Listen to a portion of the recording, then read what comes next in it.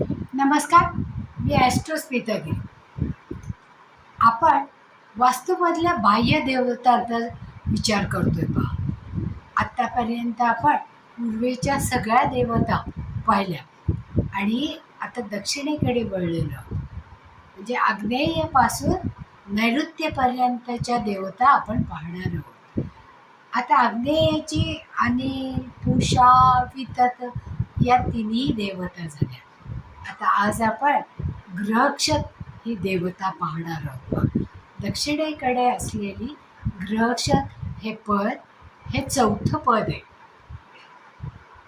आणि नैऋत्येकडून हे पद म्हणजे नैऋत्येपासून आग्नेयपर्यंतच्या जर आपण 9 भाग पाडले तर त्यातलं चौथं पद हे ग्रहक्षत पद येतं आणि दक्षिणेकडे फक्त आणि फक्त ग्रहक्षतमध्येच दरवाजा, मुख्य दरवाजा किंवा एंट्री असणं ग्राह्य मानलेलं आहे. कारण ग्रहक्षत ही देवता तिथे उपस्थित असते आणि ती आपल्याला जास्तीत जास्त एनर्जी देते, स्थैर्य देते आयुष्यामध्ये. म्हणून ग्रहक्षत हा एकच कप्पा दक्षिणेकडे मुख्य द्वारासाठी योग्य मानलेला आहे. आता ग्रहक्षत ही देवता कशी आपण शोधू शकतो तर कंपास जर आपण लावला तर 163 ते 175 डिग्रीपर्यंत ग्रहक्षत देवतेचा विस्तार आपल्याला दिसून येतो. तर मग ही ग्रहक्षत देवता आपल्याला त्यामुळे चटकन लक्षात येते.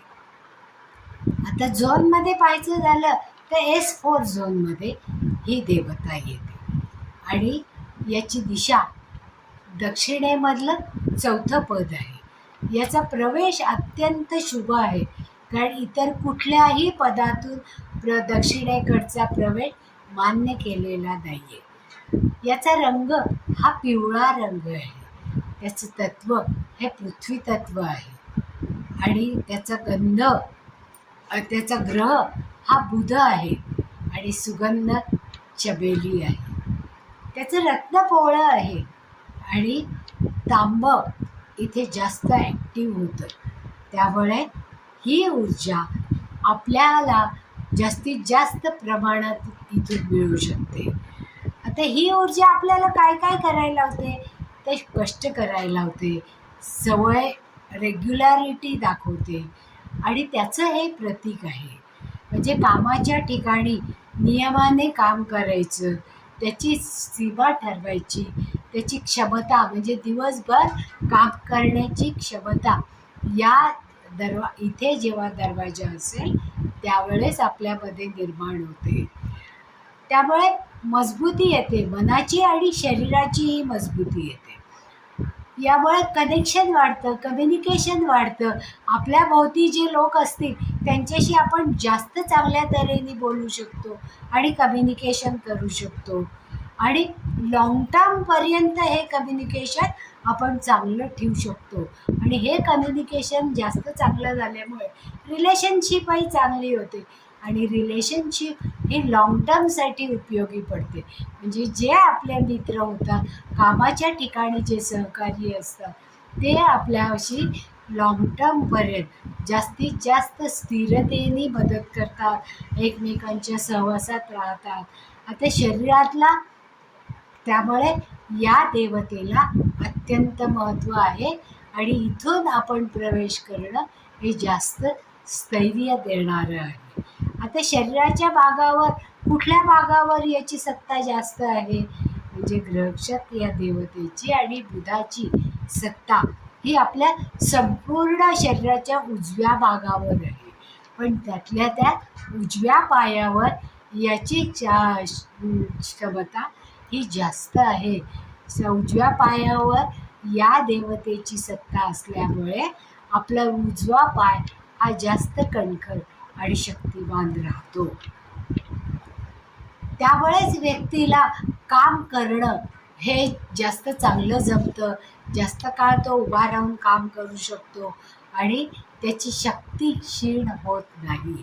जेव्हा व्यक्तीच्या कुंडलीमध्ये मंगळ हा प्रभावी असतो त्यावेळेस अशा व्यक्ती जास्तीत जास्त कारखानदार, इंडस्ट्रियलिस्ट, मोठे दुकानदार अशासारखी कामं करू शकतात. आणि ग्रहक्षतमधून एंट्री असेल तर त्यांची उंची ही सतत वाढत राहते आणि त्यांच्या प्रगतीला उंची गाठून स्थैर्य हे मिळतं. आता जेव्हा हे पद शुभ असतं, हे पद शुभ असतं म्हणजे काय की जेव्हा या ठिकाणी टॉयलेट नसेल त्यावेळेस, टॉयलेट नसेल, खड्डा नसेल किंवा अंडरग्राऊंड वॉटर टँक नसेल त्यावेळेस हे पद जास्तीत जास्त दूषित झालं नाही असं आपण म्हणू शकतो. त्याच्यासाठी लॉंग टर्म रिलेशनशिप या दरवाजातून एंट्री करण्यासाठी जास्तीत जास्त उपयोगाला येते आणि हे संबंध आपण दीर्घकालपर्यंत टिकवू शकतो. जेव्हा हे पद निष्क्रिय असतं त्यावेळेस आपल्यामध्ये स्थैर्य कमी राहतं, आपले पाय कमकुवत होतात, आपली रिलेशनशिपमध्ये कमतरता निर्माण होते आणि दीर्घकाळ काम करण्याची शक्ती ही कमी होते. त्याच्यासाठी या देवतेला निष्क्रियतेतून सक्रियकडे आणण्यासाठी आपल्याला जास्तीत जास्त प्रयत्न करावे लागतात. मग त्यावेळेस 11 ते 11:15च्या दरम्यानी जर आपण ओम झूम नमः हा जप जर 108 वेळा केला तर आपल्याला स्थैर्य निर्माण होतं. ही देवता म्हणजे ग्रहक्षत ही देवता सक्रिय होते आणि जे संबंध आपण स्थापित केलेले आहेत ते दीर्घकाळपर्यंत चांगले राहतात.